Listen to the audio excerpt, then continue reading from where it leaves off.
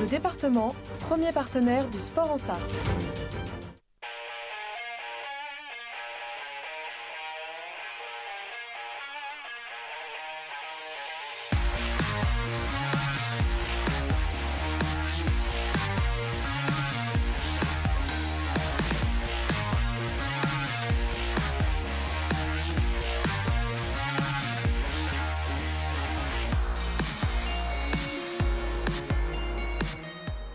Bonsoir à toutes et à tous, très heureux de vous retrouver pour ce nouveau lundi sportif. Évidemment, on va revenir sur le week-end donc de sport que vous avez peut-être vécu en Sarthe. Regardez le programme tout de suite donc avec une heure d'émission. On parlera de basket avec le MSB qui était tout proche de l'exploit face à Monaco. On parlera football, ça va bien, ça va très bien pour le Mans FC, que ce soit pour les garçons ou pour les filles. Du handball, il y en aura également avec la nationale 2 féminine et l'après-nationale, un petit mot de cross-country avec les championnats régionaux qui se donnaient ce week-end, un petit peu de sport hippique forcément avec le prix d'Amérique. En troisième partie d'émission, on parle triathlon, on parle Ironman avec notre invité Alexis Babin. Et puis en quatrième et dernière partie d'émission, quelques images d'archives. Évidemment, LMTV fête ses 30 ans cette année, et oui, et pour l'occasion, eh bien, on vous fait replonger dans ces anciennes images, ces images vintage, ces images d'archives. Ce sera donc en fin d'émission. Mais d'abord, on commence comme chaque lundi, vous en avez l'habitude, par l'info à la une.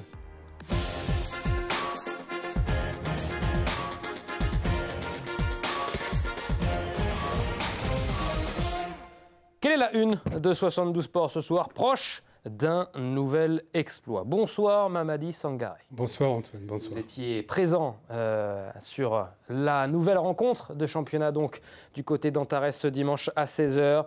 17e journée de championnat, donc le MSB qui recevait Monaco. À l'aller, les Manceaux avaient créé l'exploit. On regarde le résumé de cette rencontre avec un début de match serré. Le Mans mène dans les premières minutes grâce à Hudgens ou encore Noah Penda, mais Monaco va réagir, profite de quelques pertes de balles Mancel et enchaîne les paniers pour mener de 7 points, 24-17 à la fin du premier quart. Après quelques approximations offensives du MSB, Guillaume Vizade donnait de la voix au bord du terrain. On a peur de jouer. Allez au cercle, pestait-il à ses joueurs. Message reçu dans un deuxième quart où le Mans revient. Égalité grâce à 4 shoots à 3 points consécutifs, 2 pour Trey Buchanan, 2 autres pour Léopold Delaunay. Le Mans prend même 5 points d'avance à la mi-temps grâce à quelques interceptions et un gros shoot de David Diléo. Mais le MSB met du temps à rentrer dans sa deuxième période. Monaco repasse devant et creuse l'écart dans ce troisième acte. 56-65 à 8 points d'écart pour le MSB. 8 points que les Oranges vont combler dans ce dernier quart-temps. Le Mans reprend même l'avantage dans ce dernier acte avant de craquer en fin de match. Dans une fin de match irrespirable. Mais c'est donc finalement Monaco qui a fait la différence dans le Money Time. Score final 74-81. On s'est régalé, Mamadi, sur cette rencontre, une grosse affiche de Betclic Elite. Un très beau combat, effectivement, de beaux duels, beaucoup de suspense, beaucoup d'intensité. Curieusement, Le Mans a battu Dunkerque, le BCM Gravelines, il y a 15 jours maintenant, et on a beaucoup moins vibré. C'est vrai qu'il y a eu beaucoup de déchets, beaucoup d'approximations, même si là, comme vous l'avez souligné, dans le troisième quart-temps, c'est vrai que rien n'a été... Le Mans a beaucoup manqué de maîtrise, a manqué de justesse, il y a eu pas mal de sautes de concentration. Pour autant, c'est vrai que c'est un match voilà, où on ressort en se disant... Proche de l'exploit, effectivement, l'équipe du Mans peut aussi nourrir de regrets, mais c'est vrai qu'on a pris beaucoup de plaisir, je pense, nous, à notre niveau, à notre place de journaliste, et puis les spectateurs aussi. Des regrets, il y en a eu. Un côté MSB, on l'a senti en conférence de presse avec Guillaume Vizade, le coach du Mans Sarthe Basket, qui le sait, il y avait peut-être la place pour aller chercher la victoire. On l'écoute. Je pense qu'on est au niveau de l'événement. Encore une fois, pour moi, il y a peut-être le manque d'intensité au tout début du match et au début du troisième quart-temps. Et je regrette encore plus celle du début du troisième quart-temps. Parce qu'encore, parfois, les débuts de match, il faut se mettre dans le rythme. Mais je trouve qu'en fin de première mi-temps, on avait trouvé un très bon rythme, notamment défensif. Et on a eu du mal à se relancer. Et là, je regrette un petit peu ce moment faible. Mais oui, il y a des regrets parce que je pense qu'on était en capacité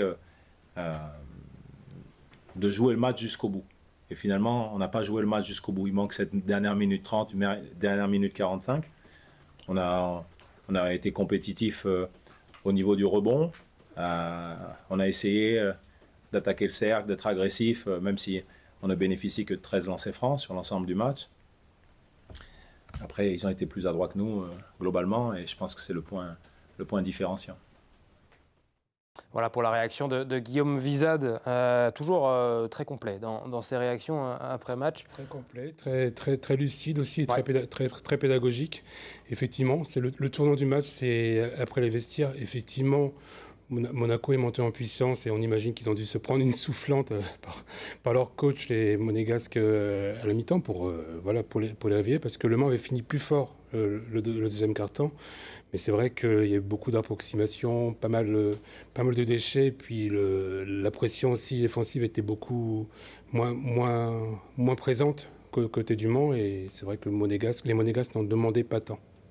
L'arbitrage également, ça a été un point qui a été soulevé en conférence de presse. On sait qu'on a toujours du mal à rejeter la faute sur le corps arbitral. C'est un point qui a quand même été évoqué en conférence de presse. Guillaume Wizade regrettait certaines décisions. Est-ce que l'arbitrage a eu un impact sur cette rencontre ?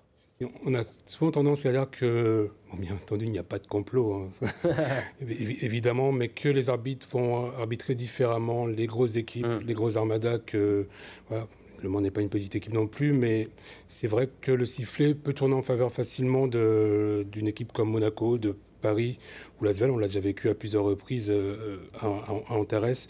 Et là, effectivement, il y a 2-3 actions litigieuses, en tout cas litigieuses à notre niveau. Fin de match notamment. En fin de match. Notamment un passage en force sifflé à l'encontre de Trevor Higgins, qui est très sévère. On peut revoir les images en boucle. On se demande encore bien pourquoi les arbitres ont sifflé cette action. On peut comprendre l'incompréhension de Guillaume Wizade, et puis notamment celle du joueur sanctionné, hein, Trevor Higgins. On l'a eu dans ses yeux. Et ce sont des choses que les supporters nous ont fait remonter. Nous, après, en échangeant avec les supporters, effectivement, c'est 2-3 actions litigieuses. Et c'est vrai que ça ne va pas non plus dans la philosophie de ce match. C'est vrai que l'issue était indécise. On ne dit pas aux arbitres d'être permissifs, mais à un moment, dans l'esprit du jeu, dans ce genre d'action un peu litigieuse, il vaut mieux laisser jouer. Et puis, il y avait, voilà, en tout cas, moi, à mon niveau, il n'y avait pas faute. On ne va pas non plus refaire les actions, mais c'est vrai que ça a été une des clés déterminantes en fin de match, surtout à 1 minute 30 de la fin.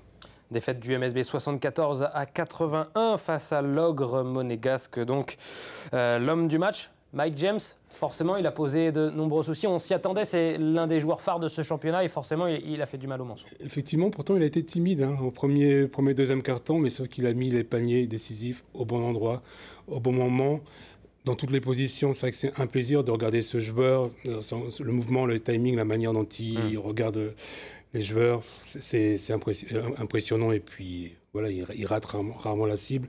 Ne jamais le mettre en confiance, et c'est lui qui a maintenu cette équipe de Monaco à flot lorsque Le Mans commençait à revenir et qui a relancé la machine monégasque. Exactement, et d'ailleurs c'est ce que ne voulait pas Guillaume Wizade, c'était de le mettre en confiance. Mike James, auteur de 23 points ce dimanche donc, et il l'a forcément regretté, Guillaume Wizade, après la rencontre. Je pense qu'on a quand même été un petit peu moins précis sur les aspects défensifs. On a fait des erreurs, alors des erreurs qui ont été punies par des joueurs de haut niveau. Et d'ailleurs, quand on voit les minutes de l'équipe adverse, on voit vraiment que leur rotation s'est resserrée autour de leur joueur leader. Mais je pense qu'on a été un petit peu trop, pas étourdi, mais on a fait quelques erreurs un peu trop importantes, notamment sur Mike James, qui prend son rythme de tir sur des tirs trop confortables pour lui. Pour un joueur de son niveau, de classe mondiale, je pense qu'il a des tirs de confort pour régler la mire. Et après, on sait que c'est une soirée qui est quasi insoluble quand on lui laisse ses premiers tirs dans ce cadre-là. Un gros match pour Mike James, donc, qui a compté beaucoup pour Monaco dans cette victoire. On a eu de belles prestations individuelles aussi côté Manceau, en plus de la prestation globale collective. Tashon Thomas, gros match pour lui. Tashon Thomas, quand on regarde les stats, on est sur du 13 points, 5 rebonds, une passe décisive. Très présent au rebond. C'est vrai que on disait que Le Mans avait tenu tête à cette équipe de Monaco. Ils ont joué les yeux dans les yeux, hein, comme on a tendance de dire, et ça s'est joué beaucoup à l'intérieur. Et là-dessus, c'est vrai que Tashon Thomas a été vraiment déterminant. C'était un des joueurs clés de cette équipe du Mans. Naras aurait pu faire partie de ces joueurs déterminants, mais il a été rapidement sanctionné par 2 fautes Voilà, et du coup, dans ces moments-là, on met un peu moins la pression, on est un peu plus timide par crainte de subir une autre sanction, donc il n'a pas pu jouer à 100%.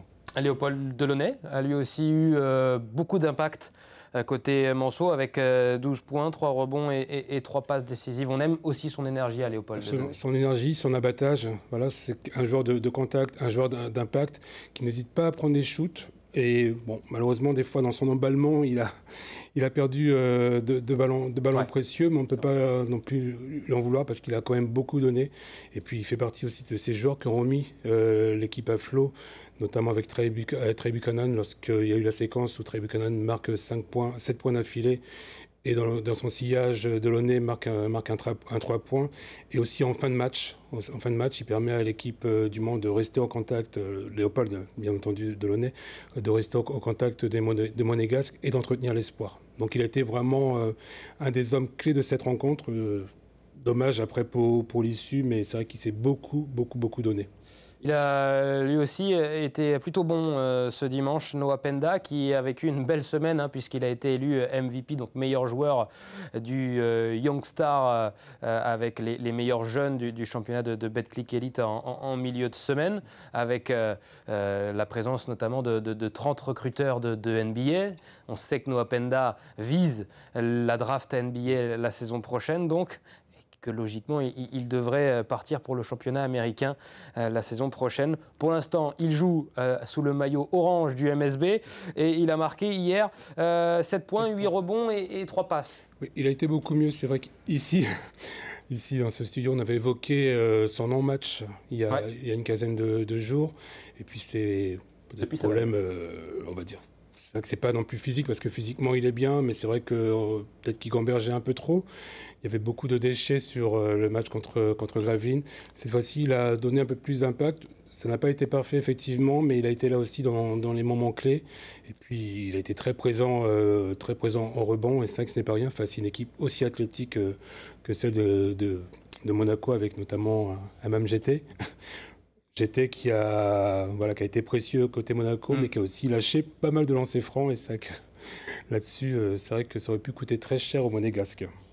La prestation collective est-elle encourageante pour Le Mans, donc, qui s'incline certes, mais qui a montré de très belles choses et surtout qui a tenu tête à Monaco, l'une des grandes écuries de ce championnat. L'un des autres garçons qui a fait mal au MSB, c'est Mathieu Strazel, évidemment, le joueur français. 16 points, 2 rebonds, 2 passes décisives. Marc Moreau lui a posé la question en conférence de presse, à savoir quels étaient les éléments qui avaient posé souci côté Manceau au Monégasque. On écoute sa réponse justement. Leur jeu de transition. On le savait et pourtant on s'est quand même fait avoir plusieurs fois. On savait que c'était une équipe qui courait et qui mettait du rythme. Et en rajoutant à ça des shooters plutôt efficaces, je pense à Jeans, Dileo, c'est des joueurs qui sont capables de faire des séries. Aujourd'hui on a même eu Buchanan qui a pris feu en première mi-temps. Donc quand ça court de partout et que la balle elle tombe dedans derrière l'arc, l'écart il peut grimper vite, donc ça nous a pas surpris parce qu'on le savait, mais on a été prêt à leur jeu. Intéressant ce que nous dit Mathieu Strazel. Absolument, parce que j'ai apprécié dans cette conférence de presse, c'est la lucidité de ce joueur qui a 22 ans, qui a été un des hommes forts de Monaco, qui est international et qui peut viser plus haut, c'est ce qu'on lui souhaite, effectivement, et qui a été très fair-play aussi, parce qu'il reconnaît aussi les points forts de cette équipe du Mans, une manière de souligner le fait que, oui, Monaco a gagné, mais ça aurait pu être... il s'attendait bien entendu à vivre un match difficile, mais ça aurait pu tourner en faveur du Mans. Et c'est vrai que c'est bien de le souligner. En tout cas, c'est un joueur qui a été très intéressant, très précieux, très lucide aussi sur sa performance, parce qu'il reconnaît qu'il aurait pu faire mieux. Mais on peut aussi mettre ça sur le compte de la fatigue. N'oublions pas que c'est une équipe qui s'est beaucoup déplacée en Euroleague. Donc ce qu'ils ont réussi à réaliser au Mans fait aussi figure d'exploit par rapport à ce qu'ils vivent aussi en Europe.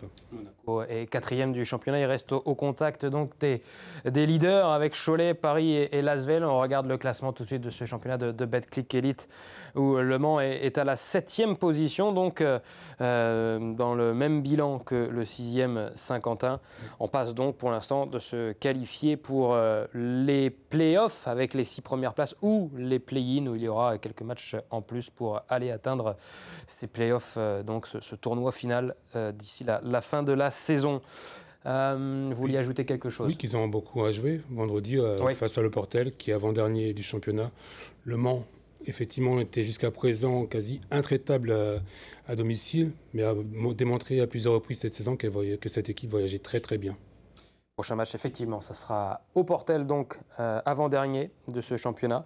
Ça sera vendredi avant la réception de Chalon-sur-Saône. Chalon-sur-Saône qui est 8e du championnat, juste derrière le MSB. Ça sera le 8 février prochain, donc à Antares, juste avant, je crois, la Leaders Cup, Après, face à Cholet. Le 14 février face à Cholet à Caen, en Normandie. Voilà, puis après, il y a la Coupe de France aussi. Donc, c'est vrai que ce sont des belles échéances qui attendent Le Mans et son public aussi, parce que la Coupe de France se jouera de mémoire le 28 février à domicile. Non, pas le 28 février. En tout cas, ce sera un mercredi en semaine de février à domicile. Donc, c'est bien. Ça amène aussi pas mal de belles sensations dans cette salle Antares et de belles occasions, on espère, de vibrer encore comme hier soir face à Monaco. Et on espère donc que ce vendredi, le MSB retrouvera la victoire pour relancer une nouvelle série. C'est vrai qu'ils étaient sur 6 matchs, 6 victoires. Et donc Monaco qui vient mettre un terme à cette belle série mancelle. Et pourquoi pas la redémarrer donc ce vendredi du côté du Portel. Affaire à suivre. Et ils en ont la capacité. Bien sûr. Merci Mamadi d'être venu débriefer cette nouvelle rencontre. Avec plaisir. Merci pour l'invitation. En plaisir. Et puis nous, on continue de débriefer le reste de l'actualité sportive du week-end dans l'actualité. À tout de suite.